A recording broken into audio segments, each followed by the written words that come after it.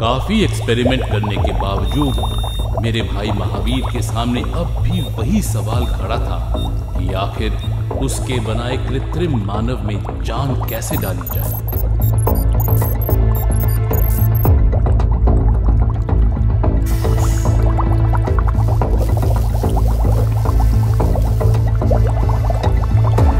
हे भगवान, कोई तो रास्ता दिखाओ, कैसे मैं इस बेजान शरीर में जान प्रविष्ट कराऊं? मेरा भाई जिस गुप्त संस्था के लिए काम करता था, उन्होंने सार्थक के शरीर में आत्मा को प्रविष्ट करने के लिए एक तांत्रिक को भेजा। ये क्या बकवास लगा रखा है आप लोगों ने? ये तांत्रिक मेरे एक्सपेरिमेंट को पूरी तरह खराब कर देगा। महावीर सर, संस्था ने कुछ सोच समझकर इसे हमारे पास भेजा है। आपने पूरी कोशिश कर ली पर कोई रिजल्ट नहीं निकला, तो हमें एक चांस अब इस तांत्रिक को भी देना चाहिए। साहब, मैं मानता हूं आपके विज्ञान को, अब आपको एक बार हमारी तंत्र विद्या को भी मौका देना चाहिए। ठीक है, करो तुम्हें जो करना है, पर याद रहे कि मेरे बनाए कृत्रिम मानव को कोई हानि नहीं पहुंचनी चाहिए।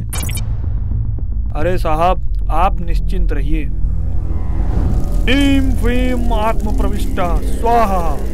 फिर तांत्रिक ने अपनी तंत्र विद्या और उसकी क्रियाएं शुरू कर दी और एक आत्मा को दूसरे लोक से इस लोक में खींच लाया।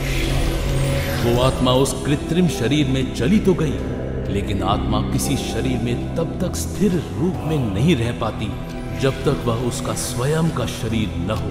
आत्मा का संचार हो चुका है, अब बस हमें इसे किसी तरह से जगाना है। हमें कृत्रिम शरीर की ऊर्जा को स्थिर करना होगा। हमें एक निश्चित मात्रा में बिजली का संचार करना होगा। वह शरीर बिल्कुल शांत था, किसी को कुछ समझ नहीं आ रहा था कि उनका ये प्रयोग सफल रहा या नहीं। तभी वहां कल्टिस्ट का हमला हो गया। चारों तरफ अफरा तफरी मच गई।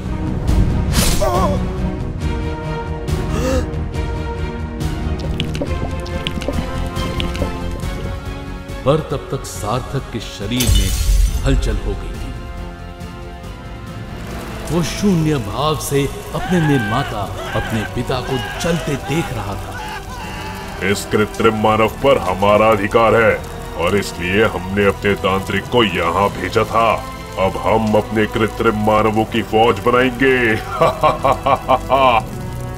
होश में आते ही जब उसने अपने निर्माता को अपनी आंखों के सामने चलते देखा, उसे जो सबसे पहला एहसास हुआ वो था क्रोध।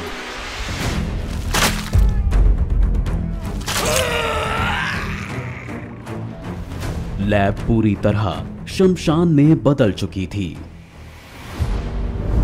और फिर एक दिन संस्था के लोगों ने मेरे भाई की इस अमानत को मुझे सौंप दी।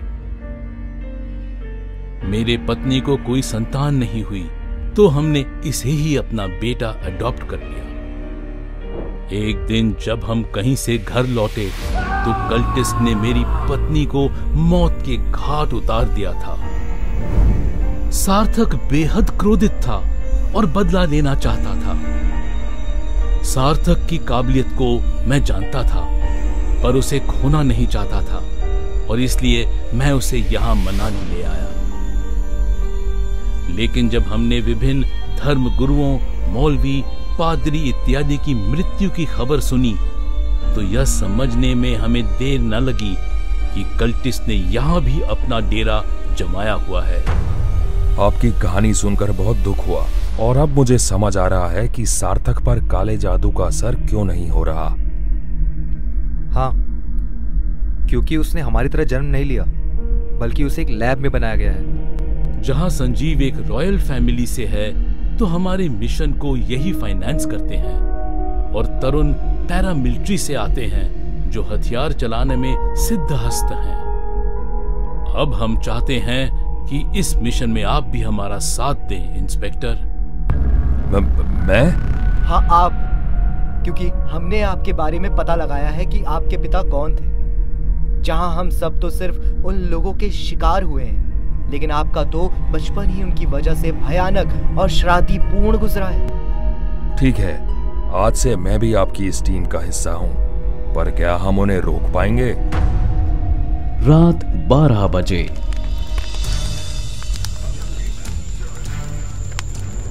मेरे साथियों, 1000 वर्ष बाद अब जाकर हमें लोगों के बीच छुपने की जरूरत नहीं रहेगी, क्योंकि आज की रात आखिरी कुर्बानी की रात है, जो इतने समय से चले आ रहे कुर्बानियों के चक्र को तोड़ देगी।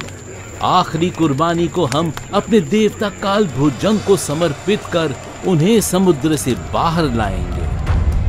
आज की रात बहुत काली है, बादल भी अपना सीना चीरकर बरस रहा है।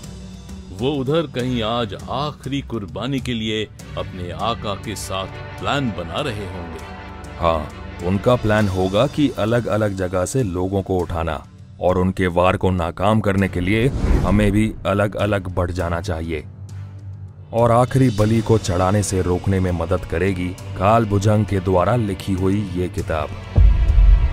साथियों, तैयार हो जाओ, हमें आज रात देनी है आखिरी कुर्बानी। काल भुजंग अमर रहे। इस किताब से कैसे रोकेंगे हम उन्हें आखिरी कुर्बानी देने से?